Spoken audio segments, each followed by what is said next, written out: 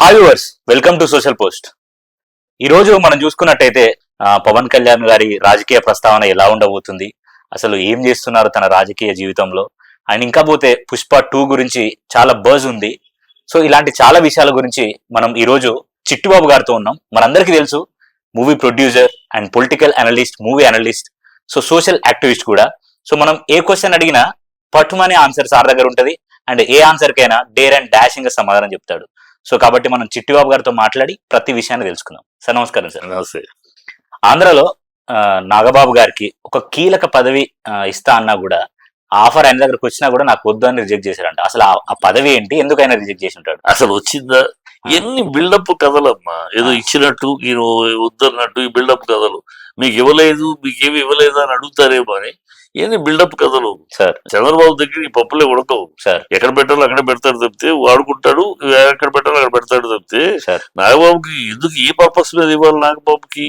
అవును, ఏ పర్పస్ మీద నాగబాబుని పదవి ఇవ్వాలి అంటే? కేవలం పవన్ కళ్యాణ్ అన్నయ్య అని ఇవ్వాలా? పవన్ కళ్యాణ్ ఆయన సమాజంలో ప్రజల విషయాల్లో ఏ విషయాల్లో ఆయన పాల్గొన్నాడు, ప్రజల సమస్యలకు ఏ విషయం కోసం ఆయన పోరాడాడు, ప్రజల సమస్య కోసం దేనికి నడుము బిగించి నిలబడ్డాడు? ఏం లేదు. ఆయన తన తమ్ముడు పార్టీ పెట్టాడు, పార్టీ చూసుకుంటున్నాడు అంతే. ఒక అడ్మినిస్ట్రేషన్ లో ఉన్నాడు ఆయన అంతే. అడ్మినిస్ట్రేషన్ లో నడుస్తున్నాడు నాగబాబు. ఆ పార్టీ యొక్క అడ్మినిస్ట్రేషన్ చూసుకుంటున్నాడు, ఫ్యాన్స్ ని నడుపుకుంటున్నాడు అంతే తప్పితే మిగతా ప్రజా జీవితంలో ప్రజల సమస్యలకు, ప్రజల కోసం ఆయన స్పందించి పోరాడి నిలబడి నడుపు బిగించి ఎక్కడా లేదు. ఆయనకు పదవి ఎందుకు ఇవ్వాలి? కేవలం పవన్ కళ్యాణ్ అన్నయ్య అని ఇవ్వాలి. ఒకవేళ అది కావాలి పవన్ కళ్యాణ్ కోరితే ఇస్తే ఇవ్వచ్చేమో కానీ ప్రస్తుతానికైతే అలాంటి ఆఫర్ ఏమీ లేదు. ఈయన వాళ్ళు ఇచ్చింది లేదు, తిరస్కరించింది లేదు. బిల్డప్ ఇచ్చారు, తిరస్కరించారని చెప్పుకుంటాం. ఏమీ అనవసరపు బిల్డప్ మాటలు తప్పితే ఇంకోటి కాదు. ఓకే సార్, ఆ విషయం పక్క పెడితే ఇప్పుడు కాకినాడ పోర్ట్ లో సీజ్ ద షిప్ అని ఆ ఘటనపై చాలా ఎలివేషన్స్ ఇస్తూ పవన్ కళ్యాణ్ మీద నెటిజన్లు చాలా ప్రశంసలు కురిపిస్తున్నారు సార్. దాని మీద మీ అభిప్రాయం ఏంటి? అదే కదా వీళ్ళకి. అది ఆ షిప్ ని సీజ్ చేయటం అనేది అంతకు ముందు రోజే కలెక్టర్ చేసేసాడు. ఓకే, కలెక్టర్ ఆల్రెడీ సీజ్ చేశాడు. దాన్ని వచ్చేసి ఈయన చేయించినట్టు బిల్డప్లు ఏంటి దానికి నెటిజన్స్ ఆయన ఏదో చేశాడు, ఆయన వల్ల ఎందుకు ఈ అనవసరపు బిల్డప్లు? అర్థం కాదు. చేయాల్సింది చేయండి. పరిపాలన ప్రజల్లో లేనిపోయిన బిల్డప్లు ఇచ్చి అది ఆల్రెడీ అంతకు ముందు రోజే, ఇది అనడానికి ముందు రోజే సీజ్ చేశారు. Collector has given order and తర్వాత ఈయన వెళ్ళాడు. ఈయన చేస్తున్నట్టు ఫోజులు వాళ్ళు, ఈ నెటిజన్స్, ఈయన ఫ్యాన్స్ చింక్ చేశారు, పొడి చేశారు. ఏం చించారు, పొడిచారు? సీజ్ చేసింది కలెక్టర్, మీరు వెళ్ళారు మినిస్టర్ గా. అంత దేర్ మ్యాటర్. మీరు చెప్పి మీరు యాక్షన్ తీసుకుంది కాదు. అది న్యాచురల్ గా అడ్మినిస్ట్రేషన్ పర్పస్ లో కలెక్టర్ తీసుకున్న యాక్షన్. దాన్ని మీకెందుకు కట్టించుకుంటారు? ఎవరికో పెట్టిన బిడ్డ నా బిడ్డ అన్నట్టు ఉంది.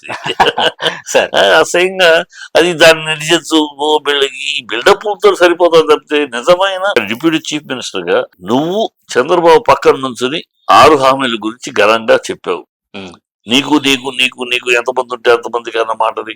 18 ఏళ్ళు దాటితే 1500 నెలకేది రీఇంబర్స్మెంట్, స్టూడెంట్ అన్ని మాట్లాడుతూ ఉంటే నువ్వు నేనున్నా అని భరోసా ఇచ్చి నేను ఇవన్నీ అమలు చేస్తాం, మమ్మల్ని గెలిపించిన తర్వాత అన్ని అమలు చేస్తాం నువ్వు చెప్పావు. ప్రజలు కూడా చంద్రబాబును పూర్తిగా నమ్మల. చంద్రబాబు గతంలో 600 హామీలు ఇచ్చి ఏమీ చేయలేదు. 2014 నుంచి 19లో అతను హామీలు ఇస్తాడు కానీ అమలు చేయడం ప్రజలకు తెలుసు. కానీ ఇప్పుడు ఎందుకు నమ్మారు?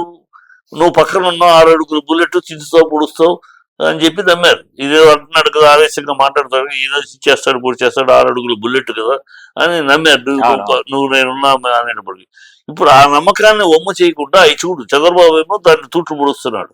నువ్వు మరి డిప్యూటీ చీఫ్ మినిస్టర్ గా నువ్వు అట్లా తూట్లు పడవకుండా ఏమిటి చంద్రబాబు గారు మనం కలిసి మాట్లాడే ఇచ్చాం కదా, మరి వాళ్ళు దాన్ని మారిస్తే ఎట్లా, సంవత్సరం తర్వాత 2 సంవత్సరాల తర్వాత ఈ నాన్పుడు కార్యక్రమంలో ఎట్లాగో పరుగు పోతుంది కదా అని. మొన్న లా అండ్ ఆర్డర్ ఫెయిల్ అయ్యింది, మొత్తం రాష్ట్రంలో అధ్వానంగా ఉందని తనే చెప్తున్నాడు. తన ప్రభుత్వం మీద తనే చెప్తున్నాడు. అది లా అండ్ ఆర్డర్ ఎవరి దగ్గర ఉందో కూడా తెలియదు ఆయనకి. అనితని అంటాడు అనవసరంగా law and order chief minister దగ్గర ఉంటుంది. దమ్ముంటే సీఎం ని కమెంట్ చేయాలి. సీఎం కమెంట్ చేయకుండా ఆ అమ్మాయిని పట్టుకుని మాట్లాడితే ప్రయోజనం ఉంది. ఇట్లా ఉంటుంది చర్యలు. సో ఇప్పుడు చేయాల్సింది నువ్వు అది. డిప్యూటీ ప్రిన్సిపల్ హామీలు ఇచ్చాం, ప్రజలకి నమ్మించావు. నువ్వు 30,000 అమ్మాయిలు మిస్ అయిపోయారని చెప్పావు. నాకు ఒక officer, intelligence officer information ఇచ్చాడన్నావు.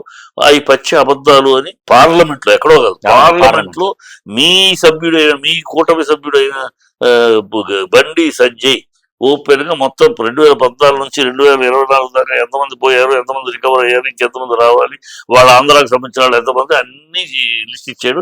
So 30,000 మంది అనేది పశ్చిమబద్ధం కేవలం ఎన్నికల కోసం వాడిన మాట అని పార్లమెంట్ లో చెప్పేశారు. దాని గురించి మాట్లాడాలి నువ్వు. ఆ ఆఫీసర్ ఎవడు, ఆ సన్నాస్ ఎవడు, ఆ దౌర్భాగ్యుడు ఎవడు, ఆ ఆఫీసర్ ఎవడు నీకు అలాంటి ఇన్ఫర్మేషన్ ఇచ్చింది? ఆ దౌర్భాగ్యుడిని నువ్వు నమ్మి ప్రజల దగ్గర అబద్ధాలు చెప్పి ప్రజలు ఆ ట్రైన్లో ఆడపిల్లల్ని ఇవ్వటానికి, ఆంధ్ర రాష్ట్రానికి ఆడపిల్లలు ఇవ్వటానికి జంకారు ఇతర రాష్ట్రాల్లో తిరుగుడు. ఎందుకంటే అంత అమ్మ కిడ్నాప్ చేశారు, నిన్ను నమ్మారు నీ మాటలు. నువ్వు అబద్ధం ఆడుతావని వాళ్ళకి తెలియదు, నువ్వేదో ఆవేశంగా ఏదో మాట్లాడతావు, తూచిది మాట్లాడతావు, కానీ అని వాళ్ళకి తెలియక నువ్వు నిజం మాట్లాడతావు, చాలా గలంగా మాట్లాడతావు అని నమ్మేశారు సార్. ఇప్పుడు దాని గురించి చెప్పాలి. వాడెవడో ఆఫీసర్ పట్టి తీసుకొచ్చినట్టే తప్పుడు ఇన్ఫర్మేషన్ ఇచ్చి అలగలలో సృష్టిస్తే అలాంటి ఆఫీసర్ బయట పెట్టాలి. అయ్యో అసలు ఆ 32,000 మంది మిస్ అయిన మాట తను అన్నట్టే, తను అనలేదు అన్నట్టే, అసలు ఎవడో అన్నట్టుగా నేను అనలేదు అన్నట్టు కొత్త రూపం అపరిచితుల్లాగా మాట్లాడుతున్నారు. వాలంటీర్స్ కి నీ నోటితోటి నువ్వు చెప్తివి, చంద్రబాబు చెప్పాడు నువ్వు చెప్తివి. చంద్రబాబు చెప్పిన మాటగా నేను చెప్పిన మాట. వాలంటీర్స్ భయపడద్దు, మీకు 5,000 కాదు 10,000 ఇచ్చే బాధ్యత మాది, మీరందరూ మీ ఉద్యోగాలు మీకు ఉంటాయని నువ్వే చెప్పావు. చంద్రబాబు చెప్పాడు, నువ్వు తాళం వేసావు. ఇప్పుడేమో జీవో లేదు, టెక్నికల్ గా మాట్లాడిన జీవో అంటే మీరు అధికారంలో ఉన్నారు, ఇచ్చుకోండి. ఎంతసేపు రివ్యూ పెట్టుకోవచ్చు కదా. గవర్నమెంట్ మీ చేతిలో ఉంది, మీరు ఉంది. జీవో లేకపోతే మీరు ఇప్పుడు జీవో ఇవ్వండి, అంతే కదా. దానికోసం వాళ్ళని మోసం చేయటం, వాళ్ళ ఉద్యోగాలు లేవు, ఏమి లేవు, మోసం చేయటం కదా. ఈ మోసాలన్నిటికీ కాకుండా మాట్లాడాలి. ఈ అనవసరం బిల్డప్ ఎందుకు? ఎవడో చేసింది, ఎవరికో పుట్టిన బిడ్డ కలెక్టర్ బ్యాన్ చేస్తే, కలెక్టర్ దాన్ని సీజ్ చేస్తే నువ్వేదో ఇచ్చినట్టు ఈ బిల్డప్ ఎందుకు? అసలు విషయాలు ఇది ఇక్కడ జరుగుతుంది. ప్రభుత్వం బిల్డప్లతోటి రన్ చేస్తున్నారు, అబద్ధాలతోటి వచ్చారు అధికారంలోకి. ఈ అబద్ధాల నుంచి బిల్డప్లు మొదలైనవి. ఇప్పుడు ఏదో ఏమి చేయకుండానే చేసినట్టు, ఏం చేయకుండా అన్నీ అయిపోయినట్టు, అని చేసినట్టు ఓ బిల్డప్లు. వీళ్ళకి మీడియా ఉంది, మీడియాను బాగా పెట్టుకున్నారు, మీడియా కవర్ చేసుకుంటుంది. వీళ్ళు ఒక అబద్ధం చెప్పినా 100 మాటల అబద్ధాన్ని వాళ్ళు డప్పు కొడతారు. సో 100 మాటలు ఒక అబద్ధాన్ని 100 సార్లు చెప్పేటప్పటికి ప్రజల్లో ఏం ఉండొచ్చేమో అని అనుమానం వస్తుంది. అది వీళ్ళ స్ట్రాటజీ. ఒకే మాట 10 మాటలు అబద్ధం, ఒకవేళ ఏమో అయ్యి ఉండొచ్చేమో, ఎన్నిసార్లు ఇంత ఎందుకు చెప్తారు అని అనుమానం వస్తుంది కదా. ఇది అనుమానం క్రియేట్ చేయటం, దాంతో డైవర్షన్ పాలిటిక్స్. ప్రజలు ఏమీ అడగకుండా ఈ విషయాలు, పరిపాలన విషయాలు, అయ్యా వైజాగ్ స్టీల్ ప్లాంట్ ఏమైంది, వైజాగ్ స్టీల్ ప్లాంట్ జుట్టు ఎగరేసుకుని ఆవేశంగా మాట్లాడవు కదా పవన్ కళ్యాణ్. నా ప్రాణం అడ్డు పెడతాను మీకు అని చెప్పావు కదా. చంద్రబాబు నేను ఉండగా ఎవ్వరు దాన్ని తగ్గించలేదని చెప్పారు కదా. మరి వాళ్ళ స్టీల్ ప్లాంట్ వెళ్ళిపోతారు, 4 ఫెర్నెస్ క్లోజ్ చేశారు, ఆ ఉద్యోగాలు తీసేస్తున్నారు, జీతాలు ఇవ్వట్లేదు.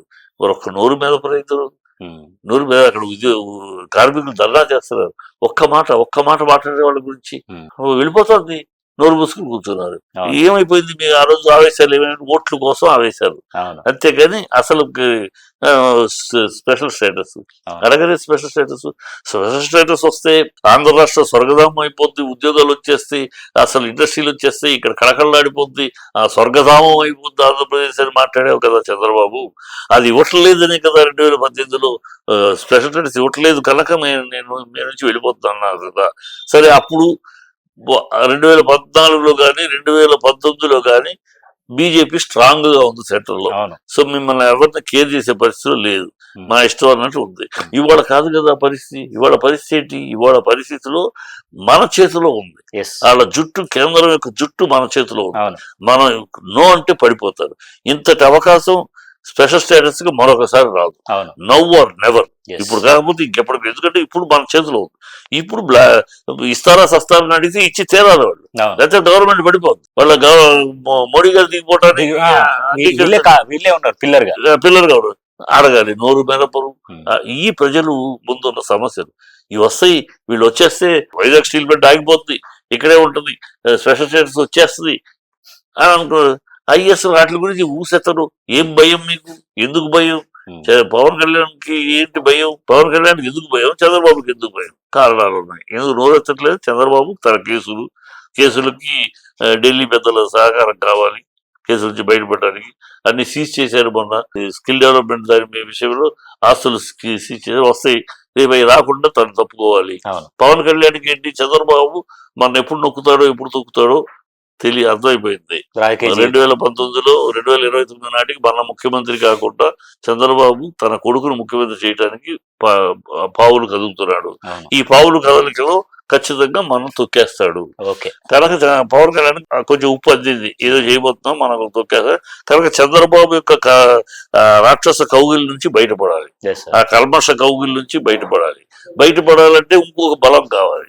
అందుకని సనాతన ధర్మం ఎత్తుకున్నాడు. బీజేపీకిను ఆర్ఎస్ఎస్ కి దగ్గర అవడానికి సనాతన ధర్మం అంటే ఆయన తెలియదు, పాడు ఏం లేదు, ఏమీ తెలియదు, వాకేస్తారు. ఎందుకంటే అక్కడ వాళ్ళ సంటలో కూర్చుంటారు. ఎందుకంటే ఈ చంద్రబాబు కాదని వెళ్ళిపోతే ఇంకో బలం కావాలి కదా, ఆ బలం.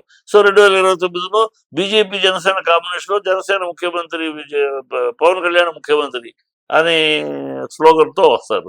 బీజేపీకి ఎలాగో క్యాండిడేట్ లేడు, సీఎం క్యాండిడేట్. బీజేపీ ఆల్రెడీ ఇప్పుడు ఆంధ్రలో బీజేపీనే లేదు. బీజేపీ వల్ల కాస్త బీబీపీ అయిపోయింది, బాబు భజన పార్టీ అయింది బీజేపీ పోయింది. అది కనుక వాళ్ళకి ఏమైనా గతి లేదు, వాళ్ళకి పెట్టుకుంటారు. గెలిచినాక టాటా బై బై చెప్తారు. బీజేపీ స్ట్రాటజీ వీళ్ళకి తెలియదు, శుభ్రంగా వాడుకుంటారు. తర్వాత ఎవరు ఆర్ఎస్ఎస్ నుంచో లేకపోతే ఇంకొకళ్ళు వస్తారు ముఖ్యమంత్రిగా వాడుకుంటే వరకే. తర్వాత నేను తీసుకెళ్లి ఢిల్లీలో కూర్చోమంటారు. నువ్వు అటు ఇటు కాకుండా ఇటు అయిపోతాడు అతను ఫ్యూచర్ వేరు. ఇప్పుడు అతని సమస్య ఏంటంటే ఆటల్లో ఉన్నారు. అవునవును. వాళ్ళని వాళ్ళు నెక్స్ట్ రాబోయే పొజిషన్లు చేసుకోవాలని వీళ్ళ సమస్యల్లో ఉన్నారు. ప్రజల సమస్యలు, ప్రజల అవసరాలు, రాష్ట్ర అవసరాలు వాళ్ళకి పట్టట్లేదు. బుద్ధి జ్ఞానం ఉంటే అవి మాట్లాడాలి. అసలు స్పెషల్ స్టేటస్ గురించి మాట్లాడాలి. ఇప్పుడు అక్కడ నితీష్ కుమార్ ఏమో అన్ని తెచ్చుకుంటున్నాడు బ్లాక్ మెయిల్ చేస్తూ. నీకు కాంగ్రెస్ ఒక పక్క ఇస్తానంటుంది స్పెషల్ స్టేటస్. వీళ్ళు ఏమనంటే వెళ్ళిపో, రాష్ట్రం కోసం వెళ్ళినాడు కదా. రాష్ట్రం కోసం బీజేపీతో ఎన్నిసార్లు కలిసావు, ఎన్నిసార్లు వెళ్ళా. వాజ్పేయి అప్పుడు కలవలేదా, వెళ్ళిపోలేదా. చారిత్రక తప్పితం బీజేపీతో కలపలేదా, మళ్ళీ ఇప్పుడు కాడు మొక్కలేదా. సో నీకు అలవాటే. రాష్ట్రం కోసం బీజేపీని వదిలేసి కాంగ్రెస్కి వెళ్తున్నానని చెప్పు. రాష్ట్రానికి స్పెషల్ స్టేటస్ కావాలి, అది ఎవరిస్తే మనకు కావాలి. అది అసలు దానికోసమే కదా దానికోసం 10 ఏళ్లుగా పోరాటం అదే కదా. 10 ఏళ్లుగా పోరాటం చేసి వాడు అవకాశం ఉంటుంది వాడుకోరు, అవకాశం అడగరు. అది చాలా దౌర్భాగ్యంగా నడుస్తుంది. Okay sir. సో ఇవి ఇవాల్టి సినీ అండ్ రాజకీయ ముచ్చట్లు మనం చిట్టిబాబు గారితో మాట్లాడి తెలుసుకున్నాం. వీడియో నచ్చినట్టయితే లైక్ చేయండి, షేర్ చేయండి అండ్ మీ ఒపీనియన్స్ ని కామెంట్ బాక్స్ లో తెలియజేయండి. మరొక వీడియోతో మళ్ళీ మీ ముందుకు వస్తాం. అంతవరకు సైనింగ్ ఆఫ్. Bye bye.